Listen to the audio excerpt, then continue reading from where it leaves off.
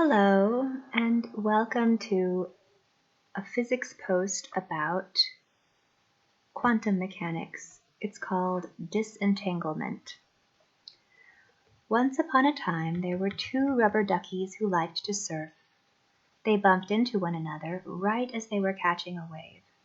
This set them both spinning in opposite directions as they rode the wave. As they surfed to their destinations, one was hit by a scientist on a jet ski. He wanted to know the direction of the ducky's spin. Based on past experience, whenever he measures the spin of one ducky, the other always turns out to be spinning in the opposite direction. Did the ducky which was measured first send a spooky signal to the other ducky, telling it that it had been measured? No. The ducky's spins were determined by the initial conditions, but the scientists on jet skis couldn't measure those initial conditions without disturbing them, so they were stuck with a physics problem determined by a non-local common cause that they had no way of measuring without disturbing the duckies. Some of the scientists thought the situation seemed spooky. Others didn't. Once upon a time, there were two women who were pregnant, and they didn't know if they were going to have boys or girls. One of the women had already had 4 boys, and the other woman had already had 4 girls. Despite this, they each had an equal probability of having a boy or a girl, until one of the women went to the doctor and got an ultrasound. She was having a girl. This meant that her friend had a higher likelihood of having a boy than she did before she found out about her friend's ultrasound. A quantum mechanic might conclude that their babies were entangled. Once upon a time, there was a farmer with some white and brown eggs. He put the eggs on 2 different tables at opposite ends of a dark room. I put a hot, bright light in between the tables and can determine the color of the eggs on each table, but this measurement has the effect of killing or reviving the embryos, depending on the color of the eggs. Brown eggs get too hot, and white eggs get too cold. But if I put the light at a 60-degree angle from one of the tables, the light has a different intensity at each table. It partially tells me the color of the eggs, and partially disturbs the embryos. It seems as though the number of chickens which hatched on one table determined the number that hatched on the other. Einstein's conclusion about this would be spooky action at a distance. A non-realist conclusion would be that I am Laplace's demon. A many worlds conclusion is that certain chicks are alive in my world and dead in another. The Copenhagen conclusion is that we have mysterious entanglement of eggs. Bell's conclusion is that Einstein and Copenhagen are mutually exclusive. My conclusion is, don't count your chickens until they hatch. Actually, I'm being unfair to John Stuart Bell of the famed Bell's inequality. He did not even subscribe to the uses made of his inequality because it only applies in the context of the Copenhagen interpretation and not to pilot wave theories using hidden variables. Bell actually preferred pilot wave theories to the agnostic, shut up and calculate, don't ask why, it just works Copenhagen interpretation, which is taught in classrooms worldwide. He wrote, "In 1952, I saw the impossible done. It was in papers by David Bohm. Bohm showed explicitly how parameters could indeed be introduced into non-relativistic wave mechanics, with the help of which the indeterministic description could be transformed into a deterministic one. Why had Bohm not told me of this pilot wave? Why did von Neumann not consider it? More extraordinary, why did people go on producing impossibility proofs after 1952 and as recently as 1978? Why is the pilot wave theory ignored in textbooks? Should it not be taught as an antidote to the prevailing complacency? to show us that vagueness, subjectivity, and indeterminism are not forced on us by experimental facts, but by deliberate theoretical choice? Why? I've come to the conclusion that because physicists can be individually clever, but as a group, they can be absolutely stupid, and this stupidity is distilled into concentrated, intoxicating form by the popular science media. Today, the popular science media is engaged in bringing back Everett's many worlds interpretation of quantum mechanics, but I think this is also a mistake. It is just another way of trying to convince the public that physics is terribly clever and mysterious, when it has really just gotten drunk on self-importance and stupidity and tied itself in knots. I recommend taking a look at the link in my blog post to a video called Living in a Parallel Universe. It is a pop-sci hall of shame. The promotional materials in Sean Carroll's recently released pop science book on quantum entanglement describe a hardline many worlds interpretation in which there are an infinite number of Sean Carrolls existing in an infinite number of other universes. Carroll himself tweeted, "Once you admit that an electron can be in a superposition of different locations, it follows that person can be in a superposition of having seen the electron in different locations, and indeed that reality as a whole can be in a superposition, and it becomes natural to treat every term in that superposition as a separate world." It follows? No, it does not follow. It does not follow at all.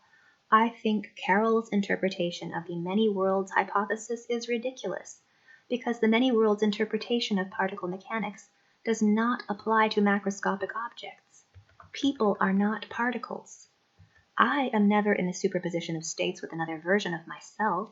I am in a single state, and just because I can imagine other states doesn't mean that they exist. Just because I can't ever fully describe or know the state I'm in does not mean that I do not exist with a defined state. Carroll might ask, "What is this I about which you are so concerned?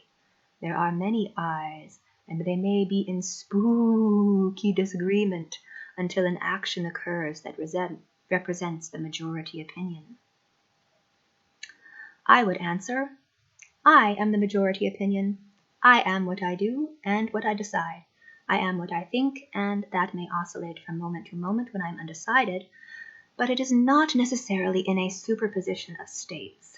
It frustrates me to no end when someone takes a theory meant to describe fundamental particles and applies it to people, or trains and tunnels, if you saw my last post.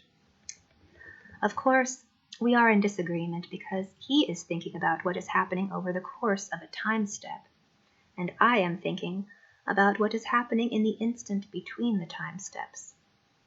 It makes a difference.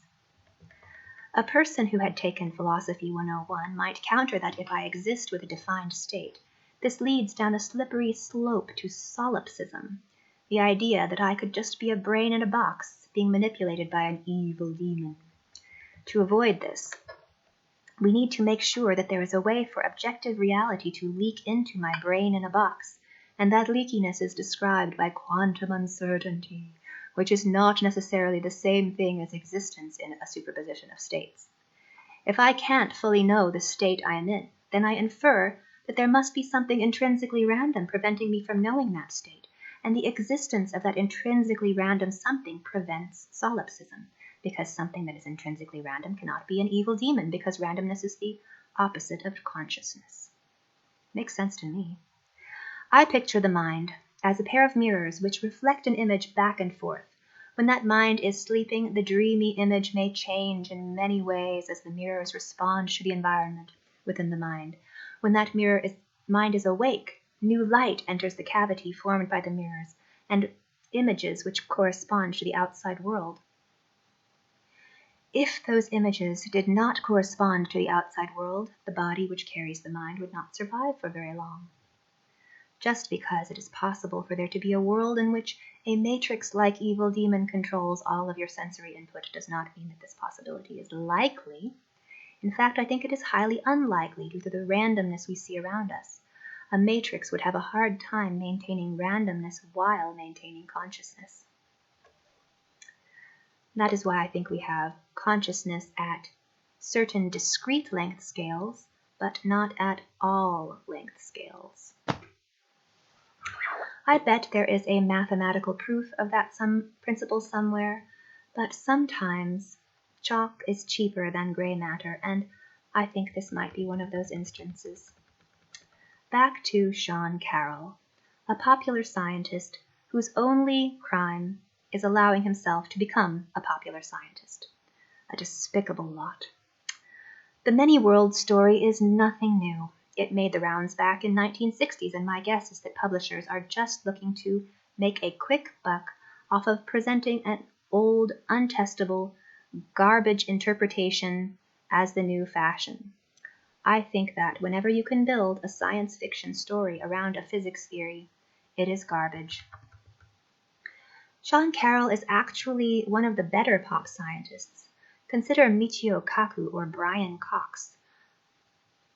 When I see them, I think of the book The Cat in the Hat Comes Back by Dr. Seuss. A couple of kids are shoveling snow, and the cat walks into their house and makes a mess in the bathtub. The kids don't know how to clean it up, but the cat does. He has so many creative ideas. However, after each cleaning operation, the mess just grows and grows until it covers everything everywhere.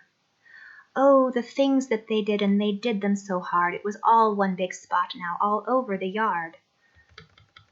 Then the cat takes an invisible magical cat named Voom out of his hat, and Voom magically cleans up the mess. This is the story of modern physics. You dig a great, big, deep hole of complexity. You climb in, you climb out, and you call that progress.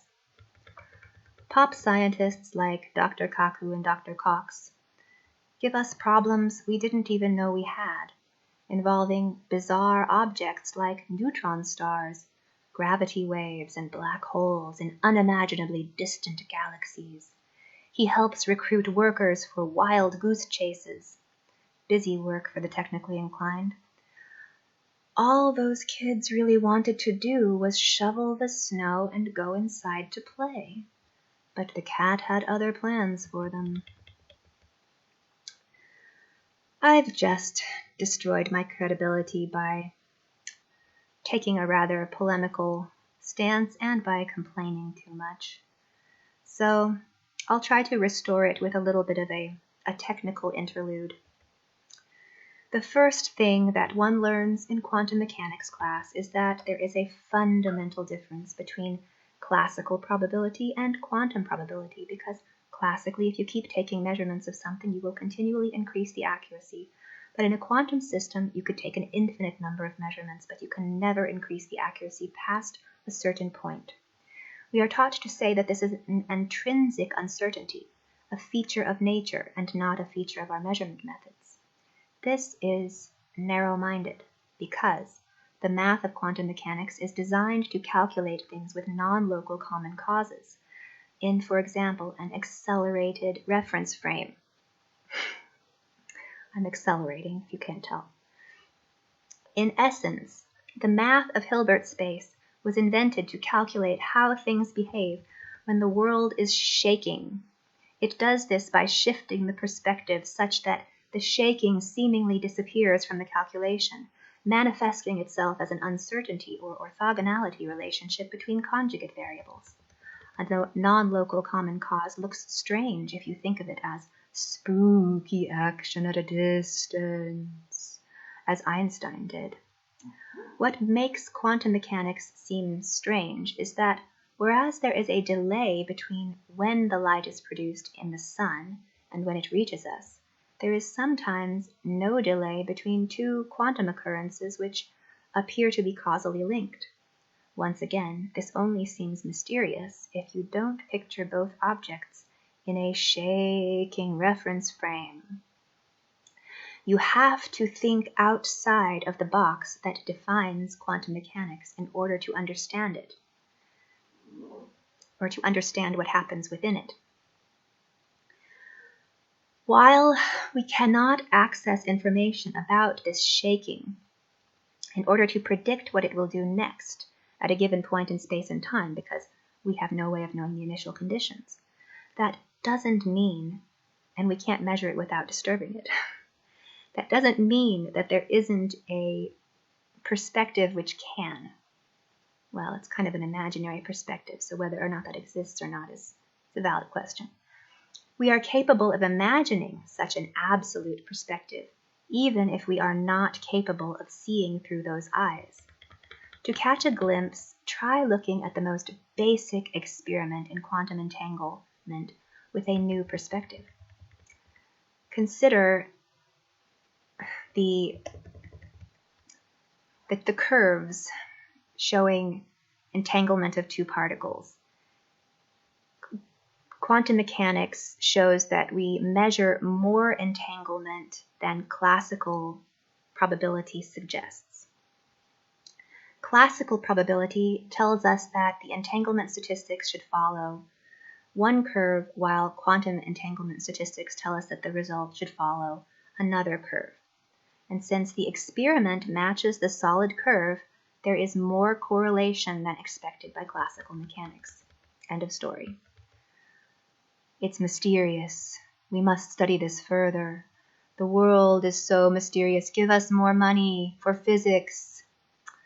Really? What if you think of this shaking to which I keep referring as an unmeasurable systematic error in the measurement, which causes the discrepancy between the two curves? The objects move together more often than they would if their motion was initiated by some random process. Thus, the objects share some externally caused common event in their history. Quantum mechanics calculations are ideally done with infinite matrices and infinite determinants, but under practical conditions for quantum computing, a discipline which relies on entanglement, finite matrices for 2D systems are used, and there is, therefore, a lot of extra uncertainty associated with each calculation done by a quantum computer. I think this issue is illuminated by looking at renormalization, and I have a post on renormalization that you should look at. And when you do that, you will see that using entanglement within quantum computing is very much pie in the sky. There are some really big open questions about whether or not any of this entanglement business is ever going to be useful. My money is on the idea that it's not. It's just showing us the limitations of what you can do when you live in a shaking reference frame. In fact, I become quite concerned when I read top experts in quantum computing write that the greatest potential use for quantum computing and entanglement is in simulating quantum systems. Simulating or replicating? It's all too tangled up for my taste. I don't trust people who walk around with their thoughts all tied up in knots, and I certainly wouldn't give them $1 billion to play with. As I study a brochure from a clown college which opened up down the street from me, I remember laughing about a physicist who quit his job to become a comedian. Physics had been easy for him, and when he came to terms with the fact that he wasn't a very good comedian, he became a bartender and gave up on the comedy. Physics, comedy, bar. It is a natural progression when you think about it. Laughter is the release of tension in one of those rare moments when someone's unexpected awkwardness causes us to lose the feeling of being on alert for threats. For example, when I see... well, you should click on the link in the blog post to know what I'm talking about. In any case, I threw the clown college brochure in the trash. There is nothing more painful than to watch than a clown who is funny for all of the wrong reasons. I think I should skip that life step and become a bartender. Disentangling myself from all of the physics nonsense I learned in class has been vaguely traumatic, and I think I I would be right for that profession. I first posted this material on Quora.com, and I'm putting together a popular science book. Despicable, I know, which rails against all of the popular science literature written in the past 50 years. I might come to my senses in this matter, then again I might not. The day when people stop believing in things that they can't understand is a bad day, but at the same time, we shouldn't have too much faith in people who claim to understand mysteries which are incomprehensible, in a superposition of states defined by understanding everything perfectly and understanding nothing. This is relevant because if you don't think outside of the box that defines quantum mechanics is incomprehensible. When Richard Feynman said, "I think I can safely say that nobody understands quantum mechanics," I'm not sure he wasn't joking. He was a tricky one, that Feynman.